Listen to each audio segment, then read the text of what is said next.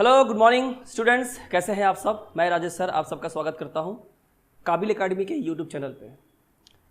जैसा कि आपको पता है एक मुहिम चल रही है WB टेट को लेके, स्पेशली WB टेट को लेके, लेकिन सीटेट के लिए भी ये सारे वीडियोस हैं, उनके लिए भी उतने ही कारगर है जितना WB टेट के लिए है। लेकिन चूंकि सामने अभी WB टेट की परीक्षा दिसंबर 11 तारीख को है और इसकी रजिस्ट्रेशन में भी 14 अक्टूबर से शुरू हो जाएगी, जैसा कि नोटिफिकेशन में था। अगर शुरू हो गई तो बहुत ही अच्छा, लेकिन आपके पास जैसा मैंने कहा था 70 दिन की स्ट्रैटेजी है। तो आज मैंने मैथ्स पेडागोगी क्लास मैंने डाल दिए हैं, मैथ्स के सिंप्लीफिकेशन नंबर सीरीज से क्लास ही मैंने डाले। मैथ्स पेडागोगी के मैंने 4-5 वीडियो डाल दिए हैं, वो आप देख ही रहे होंगे आई होप। और जैसा कि आपको पता है कि इंग्लिश ग्रामर एक बहुत ही इंपॉर्टेंट टॉपिक है 30 नंबर का WB टेट में, और काफ़ी ज़्यादा मात्रा में इंग्लिश ग्रामर से क्वेश्चन पूछे जाते हैं, बशर्ते कि इंग्लिश पेडागोगी से। इंग्लिश पेडागोगी के भी क्वेश्चन आएंगे, लेकिन 80 to 85% क्वेश्चन जो 30 नंबर का होगा, यानी आप पकड़ के चलो लगभग 24 से 25 क्वेश्चन ऐसे होंगे जो पूरे के पूरे कोर इंग्लिश ग्रामर से आएंगे। कोर इंग्लिश ग्रामर से आएंगे, ये हम लोग ये पूरा करेंगे। और जो बाकी जो बच जाएंगे 6-7 सवाल वो इंग्लिश पेडागोगी से आएंगे, वो भी हम करवा देंगे। तो इसी श्रृंखला में उस चीज को पूरा करने के लिए जो 80 to 85% जो ग्रामर का टॉपिक है, उसमें 2 से 3 नंबर जिस टॉपिक से आता है उस टॉपिक को आज हम लोग करने जा रहे हैं, जिसका नाम है वॉइस चेंज। ठीक है, यानी कि वॉइस चेंज। और इस सीरीज का मैंने नाम दिया है गजब ग्रामर। इसलिए नाम दिया है गजब ग्रामर, जिसे हम लोग कहेंगे जीजी। जब भी मैं कहूं जीजी आप समझ जाइए गजब ग्रामर का क्लास हो रहा है। और आज जो मैं वॉइस चेंज की क्लास ला रहा हूं, इसके लिए जो मेन क्राइटेरिया है इसे समझने के लिए है टेंस का प्रॉपर नॉलेज होना चाहिए। तो मैं बता दूं, बिल्कुल मत घबराइए। ऐसे बच्चे भी जिनको टेंस बिल्कुल भी नहीं आता है, उनको भी उसी तरह पूरा समझ में आएगा जैसा टेंस जानने वाले बच्चों को समझ में आता। तो मैं इस चीज़ का पूरा ख्याल रखा हूं कि हर बच्चे को आज की ये क्लास पूरी समझ में आए। और ये क्लास खत्म होने के बाद जब दूसरी वीडियो हमारी आएगी वॉइस चेंज पे, वहाँ मैं कुछ सवालों को लूँगा, जिन सवालों को एकदम आसानी से आप लोग तोड़ पाएंगे विदिन 3 से 4 सेकेंड। जी हर सवाल विदिन 3 से 4 सेकेंड। तो चलिए कर लेते हैं। 2 से 3 मार्क्स पक्के WB टेट 2022 में, जो कि केवल इस लेसन से आने वाले हैं, और ये बहुत सारे एग्जाम से काम आएंगे। तो लेकिन अभी जो एग्जाम है हम उसे फोकस करते हैं। चलिए शुरू करते हैं वॉइस चेंज। देखिए वॉइस क्या होता है, वाच्य यानी आप जो बोलते हैं, आपके मुंह से जो आवाज़ें निकलती हैं, ठीक है, स्पीच जिसको बोलते हैं। अब ये जो वॉइस चेंज है, ठीक है, मैंने यहाँ पे 2 पिक्चर आपको डाला है ताकि ये पूरा एक सीन, पूरी फिल्म आपको पूरी समझ में आ जाए। इस तस्वीर में आप देख सकते हैं कि एक लड़का दूसरे लड़के को पीट रहा है, और यहाँ पे आप देख रहे हैं कि एक लड़का जो है किसी से पिट गया है और वो जा रहा है। तो ये देख के मालूम चलता है कि लड़का जो है इसके द्वारा पिटा गया है, और इसको देख के क्या मालूम चलता है कि ये लड़का इसको पीट रहा है। दोनों चीजें आपको समझ में आ गई। और आपने कैसे बोला, ये लड़का इसको पीटता है और ये लड़का इससे पिट चुका है कि नहीं, ये आपने खुद कहा। लेकिन आपको पता ही नहीं है कि आपने ग्रामर के 2 स्पीच का इस्तेमाल किया है, 2 वॉइस का इस्तेमाल किया है। यहाँ पे एक आपने इस्तेमाल किया है जहाँ पे एक्टिव वॉइस है, और दूसरा जो इस्तेमाल है वो है आपका पैसिव वॉइस। अब ये है क्या, देखिए सबसे पहले ही बीट द बॉय, उसने लड़के को पीटा। एक्टिव वॉइस जो होता है, वॉइस कोई एक्टिव पैसिव नहीं होता है। जो वर्ब होता है ना, जैसे कि यहाँ पे देखिए बीट वर्ब है ना, और यहाँ पे देखिए वाज बीटन वर्ब है। तो एक्टिव में है कि पैसिव में है, ये वर्ब ही डिसाइड करता है। और भी बहुत सारे पहलू है, पर 99% से 100% डिसीजन जो लिया जाता है वो वर्ब के देख के लिया जाता है कि आपका बोला गया सेंटेंस एक्टिव है कि पैसिव है। तो यहाँ मैं सिर्फ आपको एग्जांपल दिया हूँ, he beat the boy active voice, the boy was beaten by him, लड़का उसके द्वारा पिटा गया था, ये हो गया पैसिव वॉइस। सीधी सी बात है, यहाँ पे he beat the boy, he subject है, ये वर्ब है और ये ऑब्जेक्ट है। ठीक है, ठीक यहाँ भी द बॉय सब्जेक्ट है, वॉज बीटेन वर्ब है, बाय हिम क्या है, ऑब्जेक्ट है। फर्क सिर्फ इतना है कि यहाँ बीट वर्ब किसे कहते हैं, any action is called a verb, किसी भी काम को क्रिया कहते हैं, और इसके बिना सेंटेंस इनकम्प्लीट होता है, सेंटेंस बनेगा ही नहीं। तो अगर मान लीजिए कोई एक्शन अगर हुआ है तो उसे करने वाला कौन होगा, जो उसे करने वाला होता है डूअर होता है, DOER डूअर, उसे ही सब्जेक्ट कहते हैं। तो यहाँ देखिए पीटने का काम कर रहा है कौन, ही, और ये सब्जेक्ट का प्लेस है। सब्जेक्ट के प्लेस पे जो होता है उसे ही कहते हैं डूअर और एक्टर ऑफ द एक्शन। ये वो आदमी होता है या कोई भी यहाँ पे जो होता है वो डूअर होता है, जो काम हो रहा है उसे करने वाला। तो सब्जेक्ट के प्लेस पे जो होता है उससे ये उम्मीद की जाती है इंग्लिश ग्रामर में कि उस सेंटेंस में जो कुछ हो रहा है वो सेंटेंस के शुरू में आए सब्जेक्ट ने ही किया होगा। ठीक है, तो यहाँ पे काम हो रहा है पीटने का, कौन कर रहा है काम? ही। और ये देखिए सब्जेक्ट के प्लेस पे ही है, तो काम वो करने वाला सब्जेक्ट है और वो सब्जेक्ट के प्लेस पे ही है, तो हम कहेंगे कि ये जो वर्ब है बीट, ये क्या है? एक्टिव है। तो ये क्या हो गया? Active voice. लेकिन जरा इस सेंटेंस को आप देखिए, the boy was beaten by him, लड़का उसके द्वारा पीटा गया था। अब बताओ यहाँ पे सब्जेक्ट के जगह पे कौन है? The boy. अभी हमने कहा कि सब्जेक्ट के प्लेस पे जो होता है वही होता है doer of the action. Sentence में जो भी काम हो रहा है ना वही करेगा, पर यहाँ पे सब्जेक्ट के प्लेस पे द बॉय बैठ तो गया है, लेकिन क्या पीटने का काम ये कर रहा है? नहीं कर रहा है। क्या कर रहा है? जो पीटने का काम हो रहा है इसके रिजल्ट को ये रिसीव कर रहा है। क्या कर रहा है? इसके रिजल्ट को ये रिसीव कर रहा है। यानी सब्जेक्ट के प्लेस पे होने के बावजूद भी जो काम यहाँ पे हो रहा है वो ये सब्जेक्ट बिल्कुल भी नहीं कर रहा है, एकदम आलस बैठा हुआ है, इनएक्टिव बैठा हुआ है। Subject is inactive in the sentence, तो हम बोलेंगे कि ये जो वर्ब है इस सेंटेंस का, ये जो वर्ब है ये क्या है? पैसिव है या इनएक्टिव है, कोई काम नहीं कर रहा है। ये जो सब्जेक्ट है सब्जेक्ट के प्लेस पे होने के बावजूद भी कोई काम नहीं कर रहा है। ठीक है, तो इस तरह से इसे हम एक्टिव वॉइस कहेंगे और इसे हम पैसिव वॉइस कहेंगे। सब्जेक्ट को देख के भी बोल देंगे, वर्ब को देख के भी हम बता देंगे, कैसे कैसे हम लोग वीडियो में आगे देखेंगे। फिलहाल यहाँ मैंने आपको इतना बताया, आई होप आपको समझ में आया होगा। आगे और भी एक्सप्लेनेशन है, उसको देख लेते हैं। चलिए, हमारी अगली स्लाइड जो सबसे इंपॉर्टेंट है, ठीक है, वीडियो को लाइक जरूर करते रहिएगा, अगर वीडियो देख रहे हैं जरूर लाइक कर दीजिएगा, ठीक है, कमेंट कीजिएगा। अब यहाँ देखिए मैंने क्या किया है, वॉइस को कितने काइंड है, how many kinds of voices. So यहाँ पे दो हैं, दो ही होते हैं, दो है क्या? दो ही होते हैं। तो एक हो गया आपका एक्टिव वॉइस, ठीक है, और एक हो गया आपका पैसिव वॉइस, जैसा कि मैंने अभी पहले स्लाइड में आप लोगों को बताया। ठीक है, अब देखो यहाँ पे मैंने यहाँ दो एग्जाम्पल्स दिए हैं, एक है ही बीट द बॉय और दूसरा the boy was beaten by him. Same example मैंने जो पहले स्लाइड से था यहाँ पे लिया है।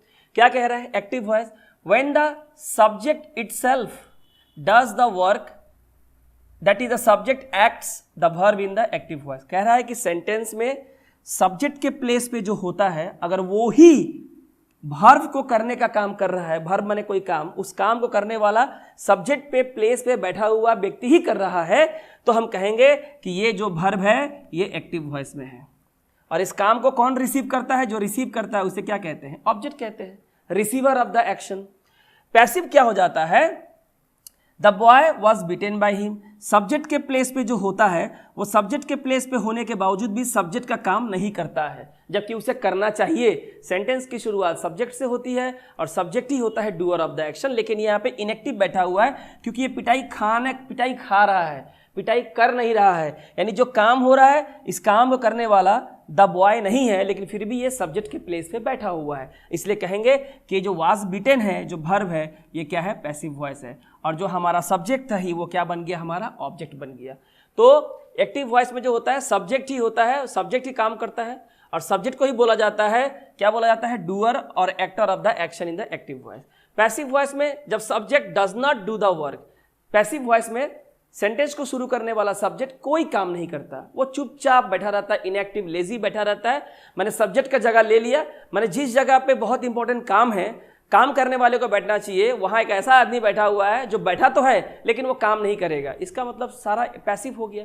The subject is not the doer but receiver of the result of the action in the passive voice. तो पैसिव वॉइस में क्या होता है? सब्जेक्ट के प्लेस पे जो होता है ये डूअर ना होके कौन होता है? रिसीवर होता है। जो काम हो रहा है ना, ये पिटाई खाने का जो रिजल्ट है ये भुगतना पड़ रहा है, जबकि इसको ऑब्जेक्ट की जगह पे होना चाहिए, पर ये सब्जेक्ट की जगह पे रह के वर्ब को पैसिव बना देता है। और दूसरा देखिए एक्टिव वॉइस का वर्ब कैसा है और पैसिव वॉइस का वर्ब कैसा है। आई होप आपको ये डिफरेंस बिल्कुल समझ में आ गया होगा। तो हम लोग अगले स्लाइड की ओर चले, अगला स्लाइड देखते हैं। इसके बाद देखते हैं चेंज ऑफ वॉइस। वॉइस को चेंज कैसे करते हैं, जो बहुत ही बेसिक और बुनियादी चीज है और यहीं से आपका मेन वॉइस जो है शुरू होता है। देखिए change of voice, subject, active verb और ऑब्जेक्ट, तीन चीजें होती हैं। SVO किसी भी सेंटेंस की जो कंस्ट्रक्शन होता है, बेसिक कंस्ट्रक्शन जो हम लोग सीखते हैं प्राइमरी लेवल पे, वो है कि सेंटेंस शुरू होता है सब्जेक्ट से, उसमें एक डूअर से, उसका जैसे एक वर्ब चाहिए, वर्ब के बिना तो किसी भी सेंटेंस का कोई एग्जिस्टेंस ही नहीं है दुनिया में, वर्ब चाहिए और एक ऑब्जेक्ट चाहिए। ठीक है, तो मैंने लिखा ही राइट्स अ लेटर, तो राइट माने क्या होगा, लिखना, लाइक माने राइट्स हो गया लिखता है, राइट्स हो गया लिखता है, कौन लिखता है, ही, तो ही हो गया सब्जेक्ट, और सब्जेक्ट के प्लेस पे ही है, क्या लिखता है, अ लेटर, ठीक है ना, तो ये हो गया आपका ऑब्जेक्ट, ठीक है।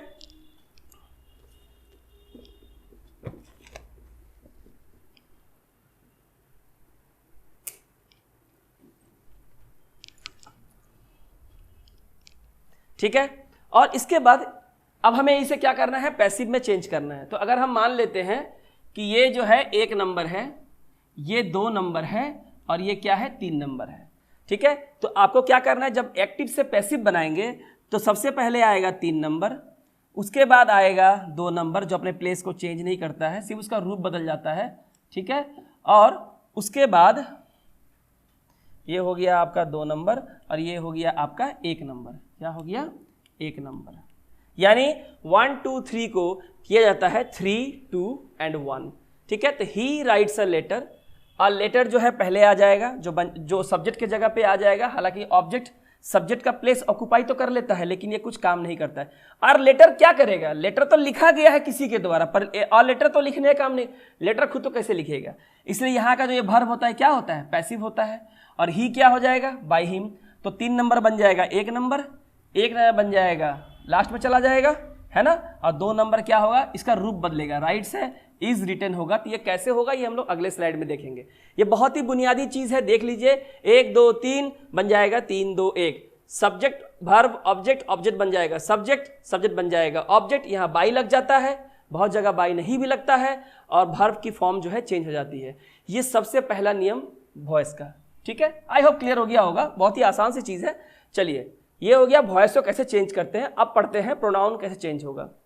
जैसा अभी आपने स्लाइड में देखा था कि जो ही है वो क्या बन गया, बाय हिम, ही था अब ही नहीं रहा, हिम हो गया।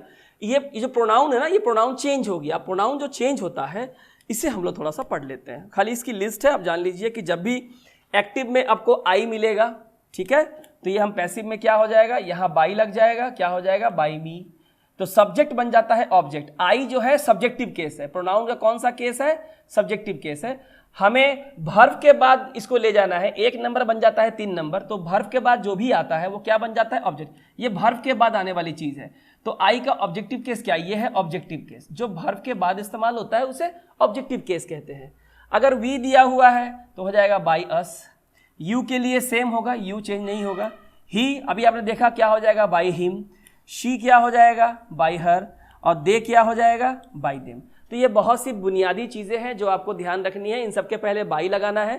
80 to 90% केस में एक्टिव टू पैसिव बाई से बनता है। बहुत सारे केसेस है जहां बाई नहीं लगता है, तो हम सिखा देंगे, उसके लिए कोई बड़ी बात नहीं है। तो आई होप ये भी क्लियर हो गया कि चेंज ऑफ प्रोनाउन एक्टिव से पैसिव में कैसे चेंज करते हैं, ठीक है। इनसे सेंटेंस शुरू होता है और इनसे सेंटेंस खत्म होता है। ये सेंटेंस को शुरू करते हैं, सब्जेक्ट बनते हैं, ये सेंटेंस को खत्म करते हैं, वर्ब के बाद आते हैं, तो ये ऑब्जेक्ट बनते हैं, ठीक है। चलिए अब आते हैं चौथे नंबर स्लाइड पे, चेंज ऑफ टेंस। अब सारा रामायण महाभारत यहीं पे है, सबसे ज्यादा इंपॉर्टेंट पार्ट आपका यही है और यहीं पे आपको ध्यान देना है। वॉइस को अच्छी तरह सीखने के लिए टेंस का पूरा नॉलेज होना जरूरी है। अगर आपको नहीं भी है तो यहाँ मैं टेंस का ज्ञान भी दूंगा और आपको वॉइस भी सिखा दूंगा। आपको पता भी नहीं चलेगा कि हमको टेंस का नॉलेज नहीं था क्या। बिल्कुल आसान है। देखिए हमने क्या किया है, आपको पता है 3 तरह के टेंस है, present tense, past tense, future tense.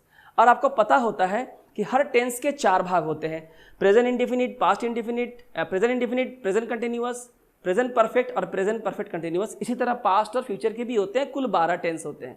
लेकिन 12 टेंस में से जिन टेंस का एक्टिव से पैसिव बनता है मॉडर्न इंग्लिश ग्रामर में, वो यहाँ दिया हुआ है। जो नहीं बनता है वो हम लोग डिस्कस करेंगे क्या है, ठीक है। चलिए शुरू करते हैं। यहाँ मैंने लिखा है इंडेफिनिट, कंटिन्यूअस, परफेक्ट, ठीक है। परफेक्ट कंटिन्यूअस नहीं है, किसी भी टेंस का परफेक्ट कंटिन्यूअस का पैसिव नहीं बनता है, एक्टिव बनता है। और फ्यूचर कंटिन्यूअस भी नहीं बनता है। तो कुल मिला के इधर में 3, present perfect continuous, past perfect continuous, future perfect continuous और फ्यूचर कंटिन्यूअस।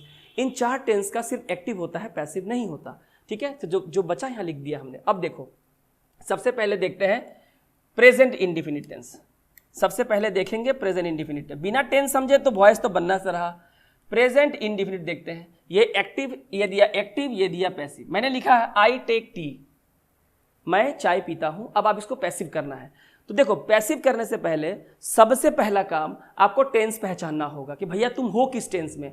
अगर वो आपने पहचान लिया तो जैसा मैंने कहा, जब मैं क्वेश्चन कराऊंगा 3-3, 4-4 सेकंड में एक क्वेश्चन को तोड़ देंगे हम लोग, ठीक है। अब देखो, प्रेजेंट इंडेफिनिट टेंस में कोई टेंस कैसे मालूम चलेगा? आपको किसको देखना है? वर्ब को देखना है। यहाँ पे कौन है? टेक, ठीक है। तो याद रखिएगा, जब भी सेंटेंस में वर्ब आपका फर्स्ट फॉर्म में हो, जैसे कि टेक दिया हुआ है, या वर्ब के फर्स्ट फॉर्म के साथ एस या ईएस लगा हो, अगर टेक के जगह पे अगर लिखा होता टेक्स, ठीक है, तो टेक या टेक्स, प्ले या प्लेज, गो या गोज, है ना, लाफ या लाफ्स, ब्रिंग या ब्रिंग्स, इन्हें देख के आपको याद समझ जाना है कि ये प्रेजेंट इंडेफिनिट टेंस में है। किस टेंस में है? प्रेजेंट इंडेफिनिट टेंस में है, ठीक है। अगर ये प्रेजेंट इंडेफिनिट टेंस में है तो इसका पैसिव कैसे बनाएंगे? ध्यान से देखिए।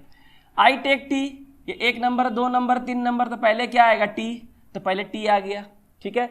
जैसे ही पैसिव करेंगे, प्रेजेंट इंडेफिनिट टेंस में जैसे ही पैसिव करेंगे, तो आपको ध्यान देना है कि यहां लगता है इज, एम या आर, और साथ में वर्ब की थर्ड फॉर्म। तो देखो, टी आ गया। टी माने चाय, ये अनकाउंटेबल होता है। जो नाउन अनकाउंटेबल होता है वो सिंगुलर होता है। तो सिंगुलर में क्या लगेगा? इज, टी इज, वर्ब की थर्ड फॉर्म। जब भी याद रखो, जब भी आप एक्टिव से पैसिव करोगे, आपका मेन वर्ब हमेशा थर्ड फॉर्म में जाएगा, इसमें कोई दो राय नहीं है, ठीक है। तो टेक क्या हो जाएगा? टेकन, और ये आई याद है ना, ये क्या हो जाएगा? ऑब्जेक्टिव केस बन जाएगा, बाय मी। तो आपका आंसर क्या हो जाएगा? टी इज टेकन बाय मी। तो ये हो गया। कोई सेंटेंस अगर प्रेजेंट इंडेफिनिट टेंस में है, कैसे पहचानेंगे? वर्ब फर्स्ट फॉर्म में होगा या उसका एस या ईएस होगा, तो उसके पैसिव करेंगे कैसे? इज, एम, आर, इन तीनों में से कोई एक जो ऑब्जेक्ट सब्जेक्ट बनेगा उसके हिसाब से इज, एम, आर आएगा, वर्ब चला जाएगा थर्ड फॉर्म में, और ऑब्जेक्ट सब्जेक्ट बन जाएगा ऑब्जेक्ट, ठीक है। चलो, अब आते हैं प्रेजेंट कंटिन्यूअस टेंस में। अब कैसे पहचानेंगे कि कोई सेंटेंस प्रेजेंट कंटिन्यूअस टेंस में है? तो यहां पे क्या होता है? इज होता है, एम होता है, आर होता है, और वर्ब के फर्स्ट फॉर्म के साथ आईएनजी होता है। वर्ब के फर्स्ट फॉर्म के साथ आईएनजी। कोई भी कंटिन्यूअस टेंस होगा तो बिना आईएनजी कैसे बनेगा? तो आईएनजी सब कंटिन्यूअस में होता है, पर प्रेजेंट कंटिन्यूअस है वो इज, एम, आर से पता चलता है। पास्ट कंटिन्यूअस टेंस है तो वाज और वेयर से पता चलेगा, और अगर फ्यूचर कंटिन्यूअस टेंस है तो शैल बी या विल बी से पता चलेगा। आईएनजी सब में कॉमन है। चलो, ये मालूम चल गया। देखो, एम और टेकिंग, इन्हें देख के पता चल गया कि ये प्रेजेंट कंटिन्यूअस टेंस में है। तो पैसिव कैसे बनाएंगे? पहले क्या आएगा? टी। अब आपको पता है टी सिंगुलर है तो क्या लगेगा? इज लग गया। देखो, इज लग गया, आराम से बता रहा हूं। प्रेजेंट कंटिन्यूअस टेंस का जब पैसिव करेंगे, यहां मैं एक चीज छोड़ दिया कि इज, एम हो गया। जब पैसिव करेंगे तो इज, एम, आर एक्टिव में भी था, पैसिव में रहेगा। एक नया वर्ड लग जाता है बीइंग।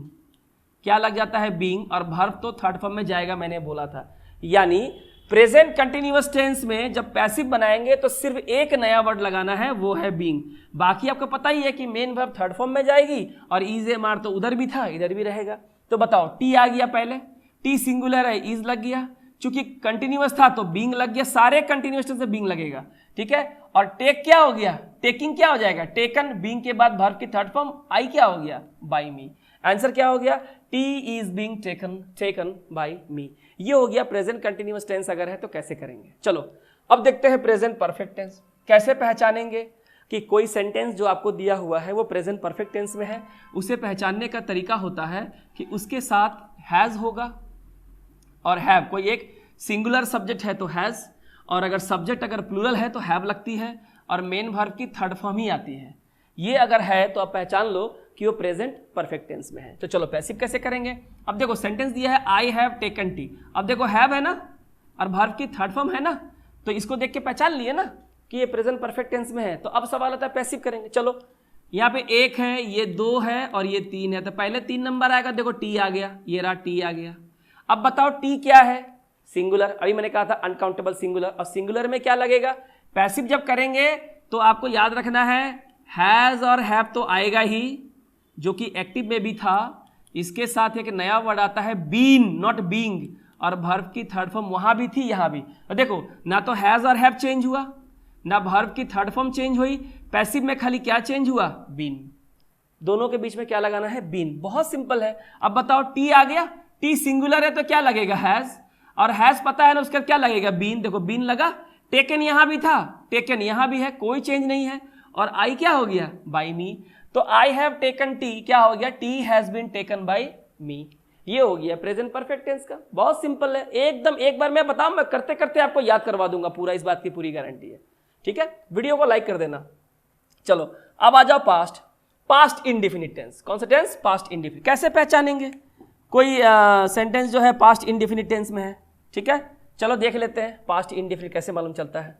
ठीक है, तो पास्ट इंडेफिनिट में आप देखो कैसे पता करते हैं। पास्ट इंडेफिनिट में कोई सेंटेंस है, कैसे पता करेंगे, तो इसको देख के वर्ब इसकी सेकंड फॉर्म में होगी। सेकंड फॉर्म में होगी मतलब पास्ट टेंस में होगी, पास्ट पार्टिसिपल नहीं, पास्ट टेंस में होगी। जैसे कि टेक आपको पता है, आपने देखा था ना, टेक यहाँ फर्स्ट फॉर्म में है। ठीक है, इसकी सेकंड फॉर्म क्या हो जाएगी, टुक।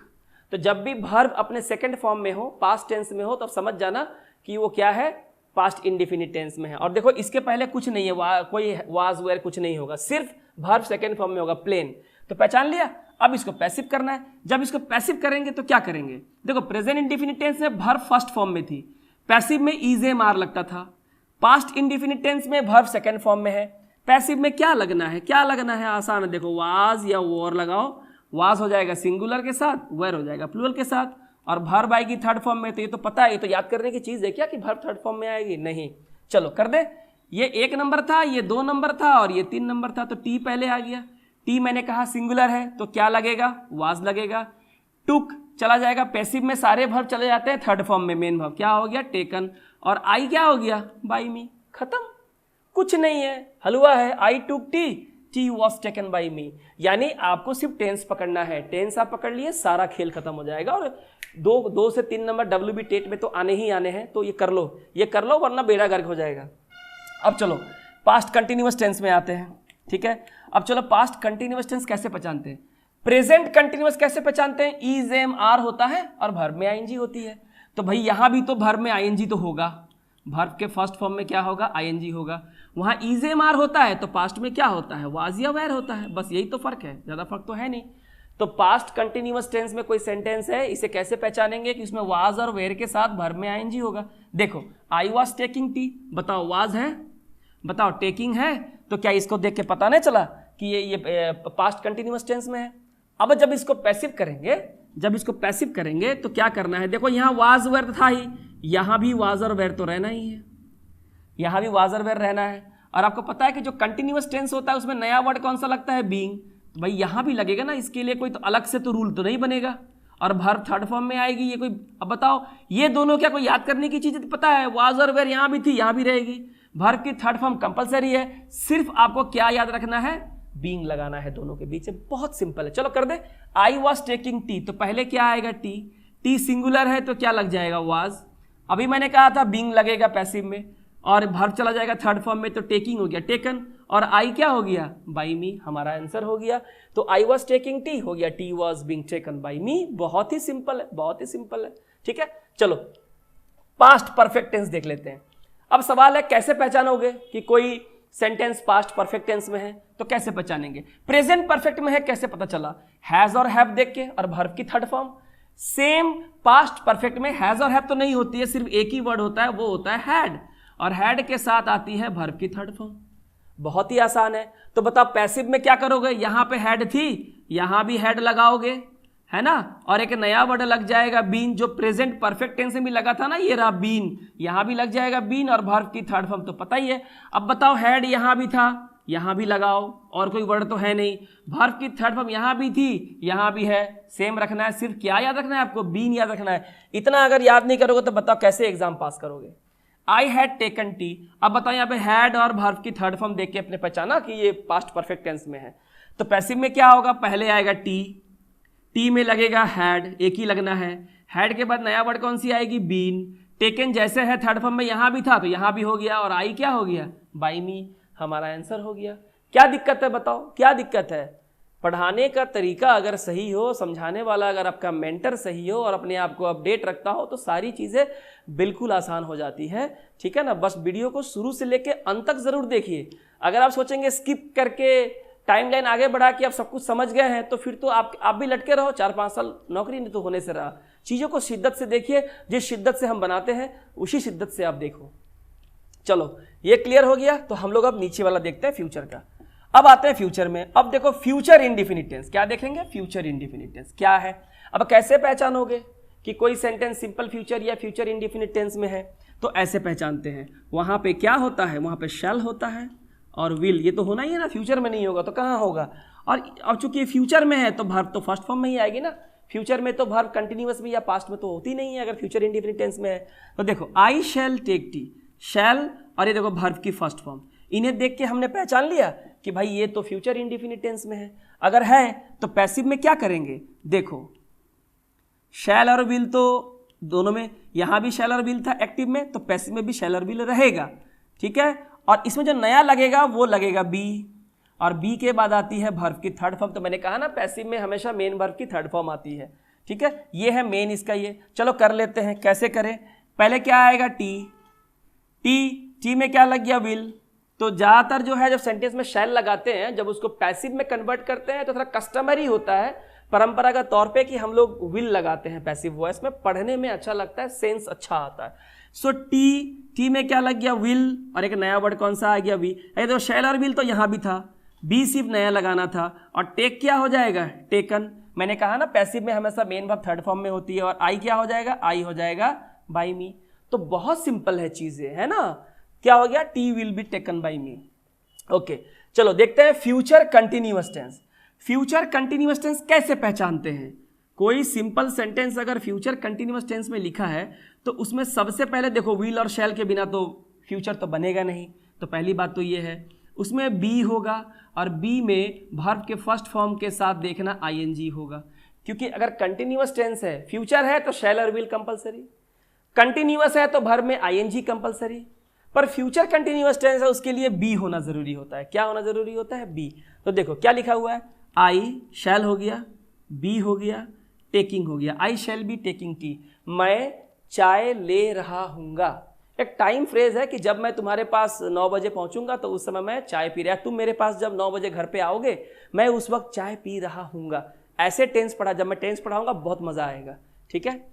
तो आई शैल बी टेकिंग टी, लेकिन इसका जो पैसिव होगा वो नहीं होगा। ये मॉडर्न इंग्लिश ग्रामर में हम लोग जो आजकल के जो मॉडर्न इंग्लिश ग्रामर पढ़ रहे हैं स्टूडेंट्स, ध्यान से सुनिएगा, मॉडर्न इंग्लिश ग्रामर में इसका यूज नहीं है। एक्टिव होगा, एक्टिव लिखेंगे, इसका पैसिव नहीं बनेगा। तो फ्यूचर कंटिन्यूअस टेंस का पैसिव नहीं होगा। I shall be taking tea, so I shall be taking tea. आगे बढ़ते हैं फ्यूचर परफेक्ट टेंस। अब कैसे पहचानेंगे कि आपका लिखा हुआ सेंटेंस जो है फ्यूचर परफेक्ट टेंस में है? तो जैसा कि मैंने कहा फ्यूचर में है तो शैल और विल तो कोई रोक नहीं पाएगा, ये तो आना ही है। और चूंकि परफेक्ट है यहाँ पे हैव हो जाएगा। हैव के साथ आपको पता ही है हर जगह वर्ब की थर्ड फॉर्म आती है। तो कैसे पहचानोगे? शैल और विल के साथ हैव और उसके बाद वर्ब की थर्ड फॉर्म अगर किसी सेंटेंस में है तो वो सेंटेंस फ्यूचर परफेक्ट टेंस में है। देखो आई शैल हैव, और हैव है तो वर्ब की थर्ड फॉर्म तो आनी ही है। मैंने कहा ना हैज और हैव के बाद वर्ब की थर्ड फॉर्म आती है प्रेजेंट परफेक्ट टेंस में। आई शैल हैव टेकन टी, मैं चाय ले चुका हूँगा, ठीक है। अब देखो कि इसको हमें पैसिव करना है, तो पैसिव कैसे करेंगे? एक्टिव में शैल और विल था तो पैसिव में भी शैल और विल तो रहेगा ही, शैल और विल रहेगा, ठीक है। उसके बाद हैव यहाँ था तो यहाँ भी रहेगा, ठीक है। उसके बाद क्या है, यहाँ पे लगेगा बीन और हो जाएगी वर्ब की थर्ड फॉर्म। यहाँ छोटी सी मिस्टेक है, मैं ठीक कर देता हूँ इसको, कोई टेंशन नहीं। आई शैल हैव टेकन टी, क्या हो जाएगा? सबसे पहले क्या आएगा? टी, टी में लगेगा विल, जो मैंने कहा था, विल में हैव तो आएगा, टी विल हैव, और इसके बीच में यहाँ लगेगा बीन। यहाँ मिस्टेक हो गया है, इसके लिए sorry. T will have been और वर्ब हो जाएगी थर्ड फॉर्म में टेकन, जो यहाँ भी था यहाँ भी है, और आई क्या हो गया? By me. तो हमारा आंसर क्या हो गया? T will have been taken by me. तो देखिए ये हो गया फ्यूचर परफेक्ट टेंस को हमने किस तरह से वॉइस चेंज किया। मुझे लगता है कि जिस तरीके से मैंने इसे बताया है आपको एकदम क्लियर हो गया होगा। और अगर क्लियर ना हो, फर्स्ट टाइम में थोड़ी मुश्किल हो जाती है बताने की, वीडियो लगातार चल रहा है तो आप बार बार रिवाइंड करें, पीछे जाए और चीज़ों को ध्यानपूर्वक देखें और उसका नोट्स बनाएं। जब आप नोट्स बनाते हैं ना, जब कॉपी में खुद अपनी हाथों से लिखते हैं तो आप वीडियो भी समझते हैं और खुद का लिखा हुआ जल्दी से आपके दिमाग में बैठता है। बस ये नहीं कि बशर्ते नोट्स ले लिए और रटना मारना स्टार्ट कर दिए, तो ये ज़्यादा इफेक्टिव है, यही है सही तरीका। तो आई होप, मुझे लगता है कि मैंने टेंस आपको बढ़िया समझा दिया फ्यूचर कंटिन्यूअस टेंस यूज नहीं होगा और किसी भी टेंस का परफेक्ट कंटिन्यूअस टेंस यूज नहीं होगा, जो मैं पिछले अगले स्लाइड में मैं बताया हूं। चलिए देखते हैं, ये रहा समरी ऑफ टेंस। जो मैंने आपको लिखा था उसका समरी मैंने यहाँ लिख दिया है, जो आप स्क्रीनशॉट ले लें, स्क्रीनशॉट लेके इसे कर लें। मैंने बताया था प्रेजेंट इंडेफिनिट टेंस कैसे पहचानते हैं, वर्ब फर्स्ट फॉर्म में होती है या वर्ब के साथ एस या ईएस होता है। ठीक है, एस या ईएस होता है। थोड़ा सा ये आगे पीछे हो गया है, चलो कोई नहीं। तो इसका पैसिव क्या होता है, पैसिव में क्या लगाता है, देखो इज एम आर और वर्ब की थर्ड फॉर्म। ठीक है ना, क्या जाता है, इज एम आर और वर्ब की थर्ड फॉर्म होती है। प्रेजेंट कंटिन्यूअस क्या होता है, इज एम आर वर्ब की फर्स्ट फॉर्म और आईएनजी लगती है। तो पैसिव में क्या लगता है, इज एम आर बीइंग और वर्ब की थर्ड फॉर्म। प्रेजेंट परफेक्ट में क्या होता है, हैव और हैज और वर्ब की थर्ड फॉर्म होती है। पैसिव में क्या करते हैं, हैव और हैज बीन लग जाती है और वर्ब की थर्ड फॉर्म लग जाती है। तो जो मैंने पिछले वीडियो में बताया उसको मैंने यहाँ सजा के लिख दिया है, थोड़ा सा ऊपर नीचे हो गया। देखिए यहाँ प्ले और प्लेस यहाँ पे आ गया है, ये प्ले और प्लेस यहाँ पे होगा, है ना, ये प्ले। और मैंने एग्जांपल्स दिए हैं कि इसे प्ले देखिए वर्ब की फर्स्ट फॉर्म है, प्लेस वर्ब की फर्स्ट फॉर्म है, एस और एस है। तो ये क्या हो जाएगा, इज एम आर प्लेड हो जाएगा, क्या हो जाएगा, प्लेड हो जाएगा। और ये इज प्लेइंग यहाँ पे हो जाएगा और हैज प्लेड यहाँ पे हो जाएगा। बाकी सब ठीक है, ठीक है। इससे आप स्क्रीनशॉट ले ले, बहुत इंपॉर्टेंट है। मैंने एक ही जगह सारा समरी कर दिया है टेंस का। चलिए आगे बढ़ते हैं। मैं ये मान के चलता हूँ कि जो मैं बता रहा हूँ आपको बिल्कुल समझ में आ रहा है, और नहीं समझ में आए हो ही सकता है तो आप वीडियो रिवाइंड करें, बैक जाए फिर से देखें। अब आते हैं tenses with no passive form but only active. वो टेंस मैंने जिसे कहा जिनका सिर्फ एक्टिव होता है मॉडर्न इंग्लिश ग्रामर में, इनके पैसिव नहीं बनते। वो क्या क्या है, प्रेजेंट परफेक्ट कंटिन्यूअस टेंस, मैंने कहा था he has been writing a letter for an hour. Present perfect continuous tense कैसे पहचानते हैं, जान लो, आपको खाली यही जानना, क्योंकि पैसिव तो बनना नहीं इनका। तो कैसे बनता है, देखो इसके साथ हैज या हैव होगा, बीन रहता है, और चूंकि कंटिन्यूअस है आईएनजी रहता है, और इधर में फॉर या सिंस रहेगा। क्या रहेगा, फॉर या सिंस, और एक टाइम फ्रेम रहेगा। ठीक है ना। So he has been writing a letter for an hour. Past perfect continuous tense, इसमें सिर्फ हैड होता है, बीन तो रहेगा ही, आईएनजी रहेगा ही, और फॉर या सिंस होगा और टाइम फ्रेम रहेगा। उसके बाद फ्यूचर परफेक्ट कंटिन्यूअस टेंस, मैंने कहा विल या शैल रहता है, हैव बीन देखो यहाँ भी है, वर्ब में आईएनजी है, सिंस या फॉर होगा और टाइम होगा। ये हो गया फ्यूचर परफेक्ट कंटिन्यूअस टेंस। और एक मैंने कहा था फ्यूचर कंटिन्यूअस टेंस, जो मैंने भी कहा यूज नहीं है, द बॉयज। फ्यूचर कंटिन्यूअस क्या होता है, शैल और विल के साथ बी लगता है और वर्ब में आईएनजी लगता है, इसका मतलब फ्यूचर कंटिन्यूअस टेंस में है। तो ये चार टेंस का आप नाम देख लीजिए, इन सब के एक्टिव तो होते हैं लेकिन पैसिव बिल्कुल भी नहीं होते। आई होप क्लियर हो गया होगा आपको कि किनको सिर्फ एक्टिव में ही लिखना है, पैसिव में नहीं लिखना है। यानी चार अगर अलग हो गए तो कुल मिला के वाला को 8 टेंस ही तो पढ़ने हैं, है कि नहीं। आसान हो गया ना चीज़ें। अब आ जाओ अगला देखते हैं। यहाँ से शुरू होता है कि भाई आपने बेसिक तो पढ़ लिया, अब चलो इसको अप्लाई करते हैं, बड़ा मजा आएगा और आराम से सीखोगे, हर कोई सीखेगा। कोई मतलब नहीं है कि उसको पहले कोई प्रायर ग्रामर की नॉलेज है कि नहीं। काबिल एकेडमी में ऐसा बिल्कुल नहीं है। जब मैं क्लास लूँगा तो ऐसा बिल्कुल भी नहीं होगा कि किसी बच्चे को समझ में ना है, भले ही वो पहले कोई ग्रामर पढ़ा ही ना हो, पहला दिन भी ग्रामर का हो तो समझ में आएगा। इसलिए मैंने इसका नाम दिया है जीजी कॉन्सेप्ट, यानी कि गजब grammar concept. Special rules for passive voice. अब एक्टिव से पैसिव करने के लिए कुछ रूल्स हैं स्पेशल, हम उन्हें देख लेते हैं। आपने सिंपल सेंटेंस का तो पढ़ लिया सारा। अब देखिए यहाँ जो हम पढ़ रहे हैं बच्चों, वो पढ़ रहे हैं modal auxiliary verb. Modal auxiliary verb क्या क्या होते हैं, shall, will, can, could, may, might, should, would, must, ought to, etcetera. इन्हें इंग्लिश के ग्रामर में मॉडल ऑक्सिलरी वर्ब्स कहते हैं। ठीक है, मॉडल ऑक्सिलरी वर्ब। तो ये अगर सेंटेंस अगर इनसे बना हो, एक्टिव अगर इनसे बना हो, तो इनका जब पैसिव करेंगे तो क्या करेंगे, ये जो मॉडल ऑक्सिलरी वर्ब है उन्हें वैसे ही रखना है सेंटेंस में, सेम टू सेम लिखा हुआ है पैसिव फॉर्म ये रहेगा। सिर्फ क्या लगाना है आपको, बी लगाना है। क्या लगाना है, बी। और आपको तो पता ही है कि मेन वर्ब कहाँ चली जाती है पैसिव में, थर्ड फॉर्म में। तो ये देखो दोनों चीज, एक ये चीजें यहाँ भी थी, मेन वर्ब की थर्ड फॉर्म लगती है, ये भी आपको पता है। सिर्फ क्या याद रखना है, बी। यानी जब भी मॉडल ऑक्सिलरी वर्ब पे कोई सेंटेंस दिया होगा तो आपको पता होना चाहिए कि ऑक्सिलरी वर्ब और मेन वर्ब के बीच में बी होना चाहिए, बस हो गया। अब देखो एकदम एक बार में समझ में आएगा। आई मस्ट हेल्प द पुअर, यहां मैंने मस्ट लिखा, आई मस्ट हेल्प द पुअर। अब बताओ मस्ट, देखो ये देख के पता चला कि भाई ये तो मॉडल ऑक्सिलरी वर्ब से बनने वाला सेंटेंस है। तो आई मस्ट हेल्प द पुअर, क्या करना है जब इसका पैसिव करोगे तो कुछ नहीं करना है। देखो द पुअर है ना, ये द पुअर, ये आ गया फर्स्ट में द पुअर, है ना।